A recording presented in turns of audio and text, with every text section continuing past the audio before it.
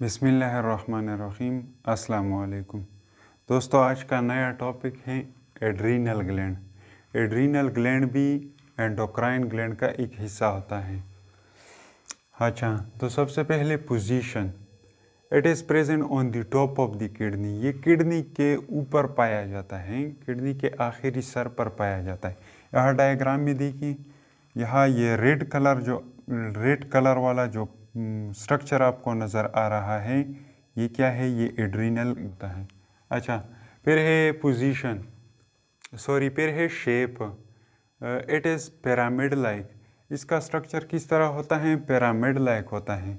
आप लोगों ने मस्जिद के ऊपर गुंबद देखी होगी, इसकी स्ट्रक्चर उस की तरह होता है, मतलब ये पिरामिड जैसा स्ट्रक्चर इसका होता है।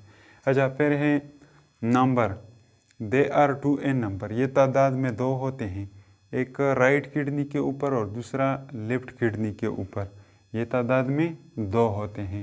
अच्छा, फिर है इसका structure, in the structure of the adrenal gland. Adrenal gland का स्ट्रक्चर अगर हम देखें, there are two main region. यहाँ पे दो मेन जगह पाए जाते हैं या दो मेन पार्ट्स पाए जाते हैं। दे आर, वो ये हैं। सबसे पहले क्या है? कॉर्टेक्स। अच्छा, तो यहाँ डायग्राम में आ जाइए। यहाँ ये किडनी के आखिरी सर पर क्या है? एड्रीनल ग्लैंड वाक़ है। अगर इस एड्रीनल ग्लैंड को हम उठा लें और इसको ऊपर साइड से इसी तरह नीचे की तरफ काट दें, तो ये स्ट्रक्चर हमें इस तरह नज़र आएगा। इसके अंदर दो रीजन हैं, एक ये रेड कलर वाला रीजन और दूसरा ये ब्लैक कलर वाला रीजन। अच्छा, तो ये बाहर वाला रेड कलर वाला रीजन जो है, इसको कॉर्टेक्स कहा जाता है। अच्छा, the outer region of the adrenal gland, cortex क्या है? This is the outer region of the renal gland.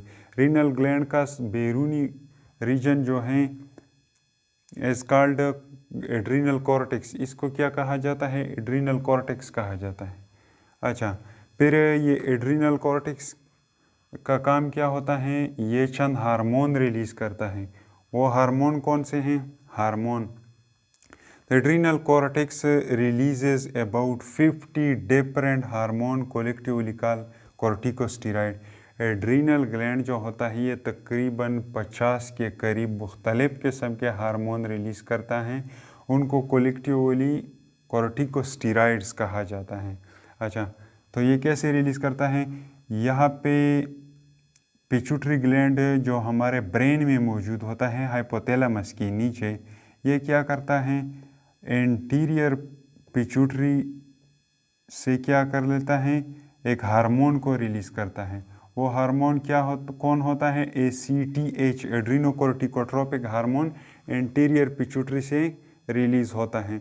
यह हार्मोन चला जाता है और एड्रीनल कॉर्टेक्स पे काम करता है और यहाँ से हार्मोन निकलवाता है। इसीलिए पिट्यूटरी ग्लैंड को हमने मास्टर ग्लैंड भी कहा था, क्योंकि ये दूसरे एंडोक्राइन ग्लैंड्स का सिक्रीशन कंट्रोल करता है। तो ये अपने हार्मोन को ACTH को भेज देता है और ये एड्रीनल कॉर्टेक्स रीजन से चंद हार्मोन निकलवाता है। वो हार्मोन कितने हैं? तकरीबन 50 डिफरेंट टाइप हार्मोन हैं, जिनको कोलेक्टिवली कार्टिकोस्टेरॉइड्स कहा जाता है।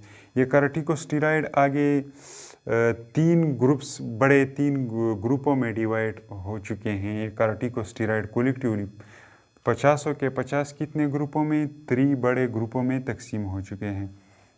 नंबर 1 जो है वो है ग्लूकोकार्टिकाइड्स हार्मोन, दूसरा ग्रुप जो है मिनरेलोकार्टिकाइड है और तीसरा ग्रुप जो है वो एंड्रोजिन है। तो ये ग्लूकोकार्टिकाइड हार्मोन का फंक्शन क्या होता है? Glucose metabolism. ये जब रिलीज़ होते हैं तो ये क्या करते हैं? ये ग्लूकोज की मेटाबॉलिज्म करवाते हैं, मतलब ग्लूकोज मालिक्यूल को ब्रेक डाउन कर देते हैं और उससे एनर्जी निकलवाते हैं। दूसरा मिनरेलोकार्टिकाइड, ये मिनरेलोकार्टिकाइड हार्मोन जो होते हैं, इनका काम क्या होता है? दे मेटाबोलाइज मिनरल, मतलब मिनरल मेटाबॉलिज्म का काम किसका होता है? मिनरेलोकार्टिकाइड का। और ये तीसरा ग्रुप जो है एंड्रोजन सेकेंडरी सेक्सुअल कैरेक्टर को ये कंट्रोल कर देता है। सेकेंडरी सेक्सुअल कैरेक्टर क्या है? फॉर एग्जांपल हमारी दाढ़ी, हमारी मूंछें निकलना और हमारे आर्मपिट पे बाल वगैरह निकलना, चेस्ट पे बाल निकलना, वॉइस की चेंजेस, ये सारी क्या हैं? ये सेकेंडरी सेक्सुअल कैरेक्टर हैं। तो ये किसके ज़िम्मे होते हैं? एंड्रोजीन के ज़िम्मे होते हैं। बस इतना याद रखना आपके लिए काफ़ी है, और डिटेल में हम नहीं जाएंगे। अच्छा, दूसरा रीजन जो है वो है मेडुला रीजन। इस डायग्राम में ये ब्लैक कलर का रीजन जो आपको नज़र आ रहा है, ये क्या है? Medulla reason. तो मेडुला रीजन से क्या कौन से हार्मोन वगैरह निकलते हैं? अच्छा, पहले मेडुला रीजन है क्या? The inner region of the adrenal gland. इन एड्रीनल ग्लैंड का जो अंदरूनी इलाका है इज कॉल्ड एड्रीनल मेडुला। इसको एड्रीनल मेडुला कहा जाता है। अच्छा, ये भी हार्मोनों को रिलीज़ करता है। Hormones they are, adrenal medulla से जो हार्मोन रिलीज़ होते हैं वो ये है एपिनेफ्रिन, या इसको नॉरएड्रेनालिन भी कहा जाता है, और दूसरा है नॉरएपिनेफ्रिन, या इसको नॉरएड्रेनालिन भी कहा जाता है। अच्छा, फिर इन दोनों का फंक्शन क्या होता है? एड्रेनालिन का फंक्शन रिलीज एंड स्ट्रेस, ये स्ट्रेस के दौरान रिलीज़ होता है।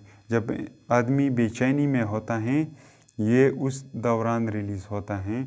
तो ये क्या करता है? स्ट्रेस में भी रिलीज़ होता है, एंजाइटी, खौफ वगैरह में भी रिलीज़ होता है, इमोशन, जज्बात, जब इंसान जज्बाती हो जाता है उस दौरान भी ये रिलीज़ होते हैं। ये दोनों एक ही कंडीशन पे रिलीज़ होते हैं, दोनों स्ट्रेस कंडीशन में, इमोशन कंडीशन में, एंजाइटी वगैरह में दोनों रिलीज़ होते हैं। तो इस एड्रेनालिन का काम क्या होता है? डायलेट ब्लड वेसल, यह क्या कर देता है? ब्लड वेसल को डायलेट कर देता है, एंड इंक्रीज कार्डिक आउटपुट, और ये कार्डिक आउटपुट को इंक्रीज करवाता है।